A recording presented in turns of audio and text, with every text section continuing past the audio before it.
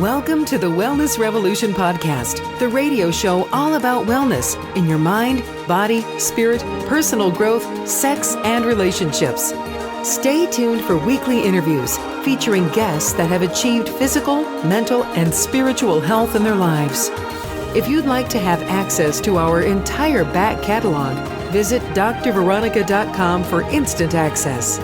And here is your host, Dr. Veronica. I'm Dr. Veronica, and I am a medical doctor, but I'm also a medical intuitive. I'm an eye surgeon, and I help people see clearly. But now in my career, I help people see clearly because I am clairvoyant. And so I use medical intuitive skills to help people, and I do health coaching to be able to help you live a healthier and better life.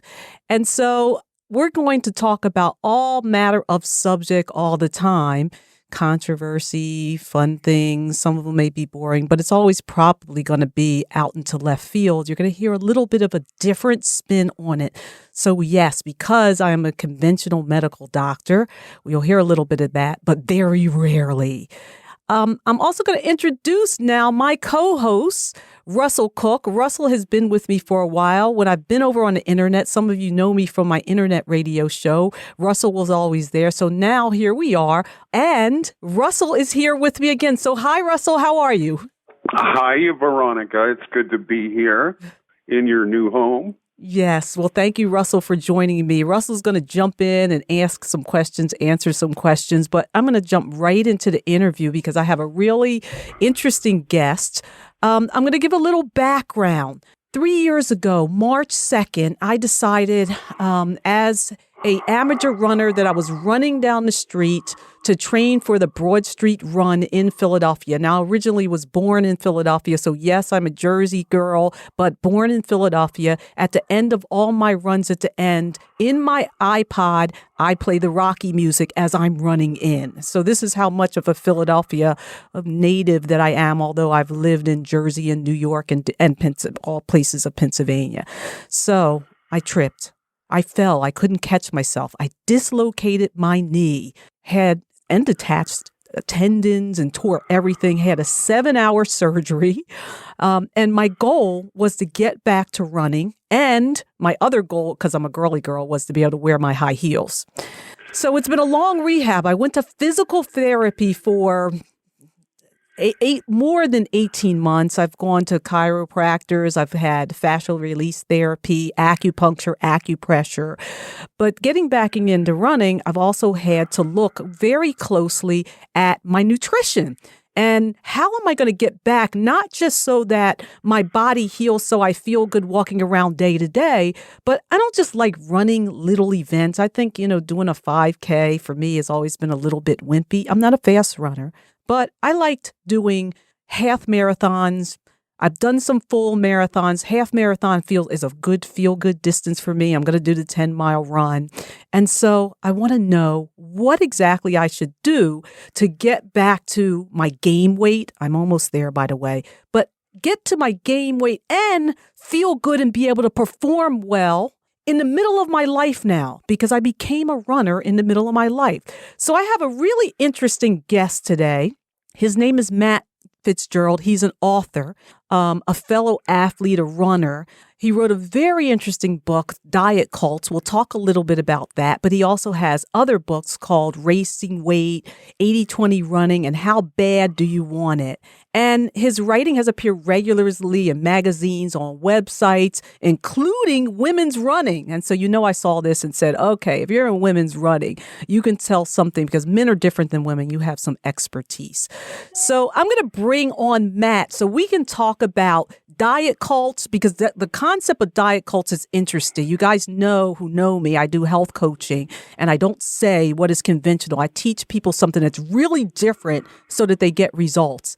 And this diet cult, I think, is right on. So, Matt. That's great to be with you.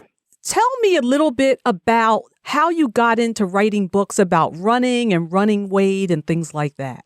Yeah, so I'm a chip off the old block in a couple of ways. Back when I was growing up, my father worked as a professional writer, and he also ran marathons. And I was still quite young when I realized that I was pretty into both of those things, too. So I was kind of on one track my whole life in terms of wanting to be a writer as well. I didn't necessarily think I would put writing together with running. You know, I ran in high school and kept up with it, but that's just kind of how it worked out. The first kind of post-college job break I got was writing for an endurance sports magazine. And I've really just been on that path ever since. Okay, so you say you're a training intelligence specialist. What is a training intelligence specialist? Well, so it can be difficult to pay all the bills strictly with writing sometimes. So I also do some consulting work for sports-related companies. One of those companies is an interesting maker of apps for runners and other athletes and exercisers. It's called PAIR Sports. PAIR is an acronym, PEAR. And I serve for them as a training intelligence specialist. And what you do is you download this app, you put earphones in your ears, and you'll hear my voice or the voice of another coach guide you through workouts as if I was right there with you, kind of riding a mountain bike alongside you while you run, telling you when to relax your shoulders, speed up, slow down, breathe deeper, that kind of thing. And so, that's really my role, sort of creating content for them. That's what makes me a training intelligence specialist. Okay, so now that sounds really interesting to me, and I'm sure a lot of other people who are runners. You know, we're in the winter over here in the East Coast, and we're training for our spring events. So PAIR is something that we can get now is it on Google Play and in the iTunes store that we can just download it now on our phone? That's right, yep. Beautiful. And so let's talk a little bit more about that. Is it that is it customized? How does it work? Does it go behind your music? Tell us more about it.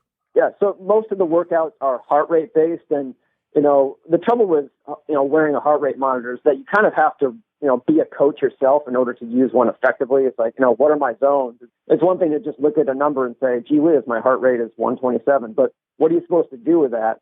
With PAIR, all that's taken out of your hands. The first time you use it, you just do a 20-minute assessment workout. And all you do is you just do what your coach tells you. When that workout is complete, the device knows your fitness level, and it will tell you what your zones are. You actually never have to remember them. You never have to have the slightest idea what your zones are. Every workout you do thereafter will be calibrated to you. So if you're doing a workout and I tell you to go from zone 2 to zone 5 or what have you, you speed up, and then I will come back on and tell you if you're in the correct zone or not. So it really just it takes all of the thinking out of doing workouts effectively and just puts it in the hands of a coach. Okay, so I'm going to have to try this and then report back to my listeners what happens, because since I'm relatively at the beginning of my training for this event, I will have to see if it really works for me to get me back to where I want to be. So I want to switch a little bit over. Let's talk about the weight thing and getting to your racing weight. Tell us about running and weight. I mean, I originally started running to control my weight. And then I realized I really like running, but I'm not a skinny runner type. I'm fit, but I'm not a skinny runner type. So tell us about weight and running and how to get the right mix of that. Right. So, I mean, if you look at, if you watch, the New York City Marathon and you see who wins it each year, it's a skinny person, right? Yes. There's a reason for that. Excess body fat is an enemy to performance. And so we're not talking about looking good in the mirror. We're not talking about, having, being healthy. There's just a performance element to having a lean body composition if you're a runner. And of course, each person's different. What the ideal weight for you to be at might be different from the ideal weight for me to be at. But nevertheless, every runner has a certain body composition where they will perform their best. And of course, there are right and wrong ways to go about getting to that body weight and body composition. So my book is really about that. Because you have a lot of runners out there who will buy the same, fad diet books that overweight sedentary people are using, and that's not appropriate for them. As a runner, you need to take a slightly different approach.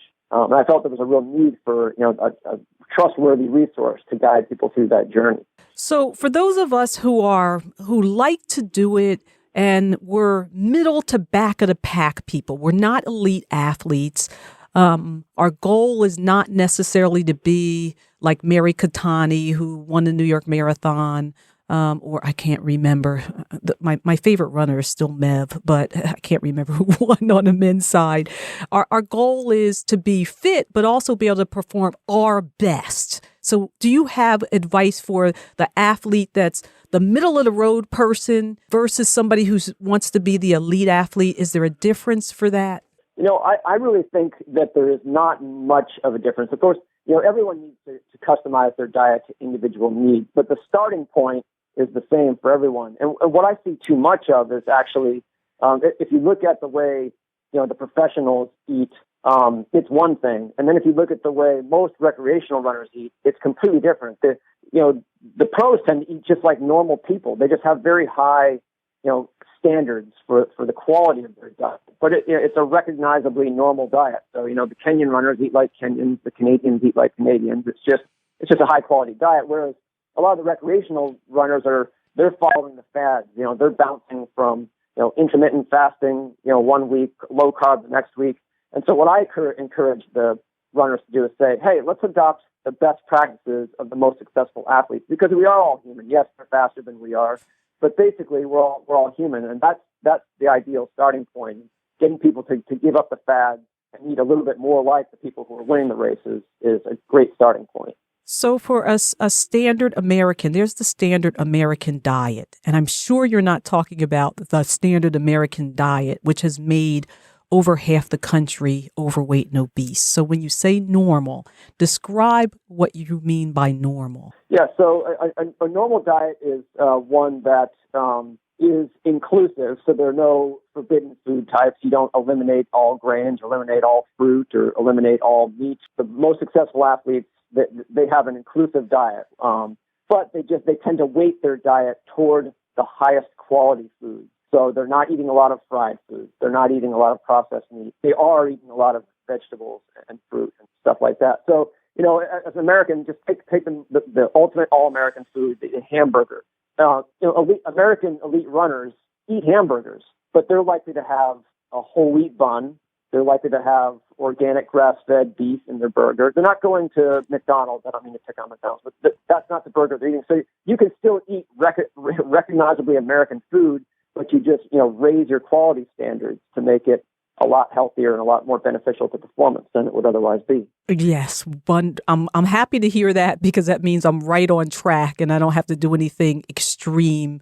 Because, you read all the running books and things like that, the magazines and these articles, and they do have all these different types of eating strategies that don't seem to fit into a pattern that most people could follow on a day-to-day basis. But I'm going to ask right here, Russell, I want you to jump in and ask a few questions, because I know he's over there ticking. But, can I ask? Go ahead, Russell. Yeah, Veronica, I know you've always referred to yourself as a flexitarian in your eating habits, which I think is a great word. Matt, it's great to meet you. I'm curious about your Pair Sports app, if I can jump back to that for a minute. Your guided workouts, or as you said, it's as though you have your coach next to you on a mountain bike, speed up, slow down, and so on. Are these strictly timed recordings, or does the app somehow calculate if you're in real life and you need to slow down? Is it aware because you've come to an intersection in the road and you need to stop? Is it aware of that, or does it just keep going, assuming you're with it? Kind of like a guided meditation.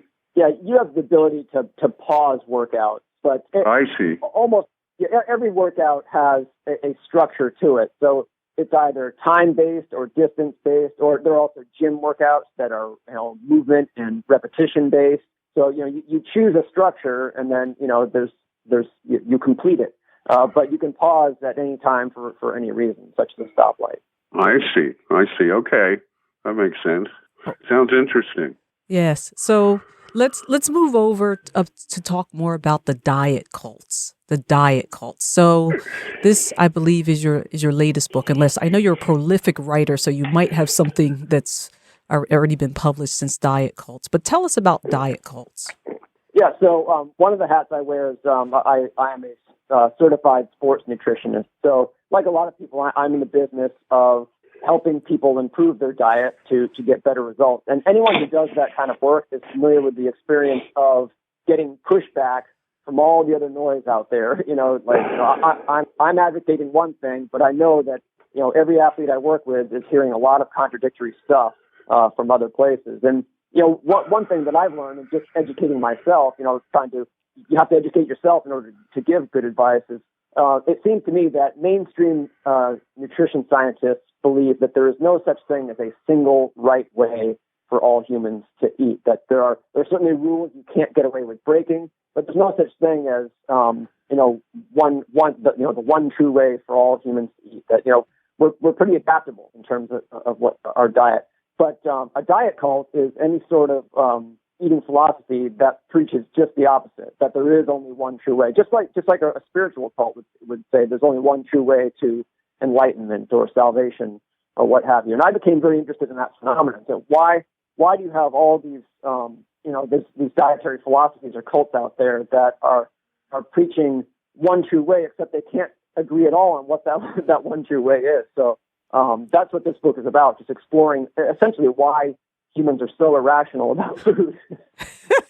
Humans are very emotional about food. So let's continue talking about what's going on here with diets and one right way. And one thing I must say is when I'm coaching my clients, I realize that there are some core principles. However, after a few core principles, you must deviate because people's bodies and issues are different. And so you have to eat towards your body type. You have to eat towards what's going to heal your particular diseases or problems. And those are different foods. Foods are therapeutic. Hippocrates said, let your foods be your medicine be your foods. Foods are therapeutic, or they can kill you. And in America, food today is killing a lot of people. And thus we have a bunch of diet books out there. And so, Matt, we're going to get back on and talk more about what's going on with all these different cults. And you call it cults, which is a really strong term. So what are some of the popular cults out there? I know there's Mediterranean, there's Paleo, there's Pritzkins, and then you have the popular cults of Weight Watchers, Jenny Craig, and Nutrisystem. But what are some of the popular cults that you see? Yeah, so there's really an infinite number of them. I mentioned intermittent fasting earlier, or sort of fasting-based diets. Those are ones that kind of have some energy behind them now. The single most extreme one I came across in my research for the book was the Breatharian diet cult, and their philosophy is that all food is bad for us. What? Okay. Yes. Yes. Yeah, you can't make this stuff up, right? So what were they suggesting in this? That you avoid eating, or that you eat as little as possible. I believe it was Michelle Pfeiffer was sort of briefly caught up with a couple of gurus that are part of this Breatharian movement and went public with it at one point. So, I mean, it's a real thing. Obviously, it's how can you possibly practice that philosophy? But it exists, and I guess there are people who just try to eat as little as they possibly can. Yeah, well, there is some merit for certain people in eating little, but it's something that if you don't do it absolutely correctly, you will be malnourished, and it's just not for you. We're all genetically different. There are certain body types. For instance, there is a certain blood type and body type that's perfect to be a vegan, which is probably about 5 to 10% of the population, and everybody else is not going to do well on it just because of your genetic makeup and background. So when people want to do it for philosophical reasons or, for ethical reasons, fine, I understand it. But for everybody else, I say eat everything possible, which is whole food and real food. So let's talk about, what do you actually recommend in diet cults that's an alternative to all the mess that you see out there now? Right. So I think, just to make one thing clear, I think a lot of people would sort of look at the cover of my book and assume that I'm claiming that all of the diet culture, all of the popular diets out there are bad. That's actually not what I'm saying at all. Precisely because humans are very adaptable with their diet, a lot of them can be healthy. A lot of those diets out there can work just fine for people. My argument is that the philosophy behind all of them is false and irrationally based. Nevertheless, I do advocate. The trouble is, a lot of these diets they're too clever by half, and so I recommend what I call agnostic healthy eating, which is kind of what I referred to before as the way most elite athletes eat, because all they want is results. They don't care about shtickery. They want the simplest, most straightforward way to eat to get the results they're looking for. So that is really just a high quality version of a culturally normal diet. And I call that agnostic healthy eating. Agnostic healthy eating. I like that. And so, Russell, jump in. Do you have something that you want to ask about these diet cults? Yeah, agnostic. I was going to ask you why you choose the word cult to refer to differing philosophies or courses of eating with that religious connotation. Is it because people follow their chosen diet with such fervor? Yeah, it's because obviously cult is a loaded word, and so I chose it sort of aware of those implications. But if you look at sociologists have a specific definition for a cult, and we're talking about spiritual or religious cults. But the diet cults have a lot of those features. The defining characteristic is the idea of the one true way. But there are other ones. A lot of the diet cults will have a guru at the center of it. A lot of them, once you're in, it's hard to get out. I've worked with athletes who went in for like a certain way of eating, and there's a whole community around it, and they will guilt and shame you into being obedient and not giving it up, and that is a cult-like feature. So they're not quite the same. So I'm using the term a little bit loosely, but those similarities are real. So I got to say one thing, because you call it a cult, but it just sounds like all the mainstream religions too, and I just got to hang that in there too, because they're all kind of the same with you got to do it this way, and if you don't do it this way, you're gonna burn and die. And so yes, and I've met people who are like this also in the health profession. Who are just as dogmatic about doing it one way or the other. And the truth is usually somewhere in between. So I love the way you say that a version of the standard diet from where you are, but the healthy version of the standard diet the way you are from where you are now. But your book also has some interesting elements in it that other books do not have. So, for instance, you have these original cartoons. I mean, these are, when you look at a book, you say blah, blah, blah, blah, blah, and you figure you're going to read the same thing. You want to look at something interesting every once in a while. So tell us about how those cartoons got into the book. Right. So, I wanted my book to be different, not just in substance, but in tone from, other diet books. And, a lot of, you can pick up a lot of, a paleo diet book or a vegan diet book, and you get a lot of sanctimoniousness. A lot of, the way they'll talk about other eating philosophies is, sort of derogatory and nasty. And I just didn't want that tone at all. I wanted humor in my book. I wanted, I wanted to, disagree without being disagreeable, as they say. So including cartoons was just another way to establish the tone I wanted in there. Just to add a humorous element, to poke fun, but not to do it in a nasty way. So, I can't draw my way out of a paper sack. So I found a cartoonist. I had the ideas, I had the concepts, and so I just fed the concepts to him. And then the cartoonist, his name is Steve Del Monte, he came up with the illustrations for me. And I think, there are about a dozen of them in there. Beautiful. So I just want to thank you, Matt, for being on the show. His latest book, Diet Cults. And this is Matt Fitzgerald. We're talking about what's been going on today in the eating, not just among everybody, but among athletes too. Everybody has been following these diet cults and not being necessarily sensible.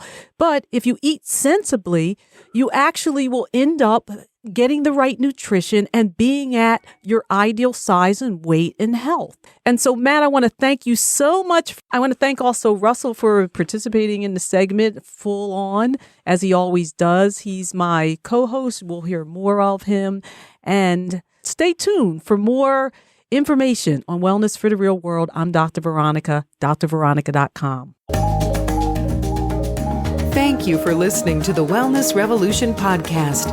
If you want to hear more on how to bring wellness into your life, visit drveronica.com. See you all next week. Take care.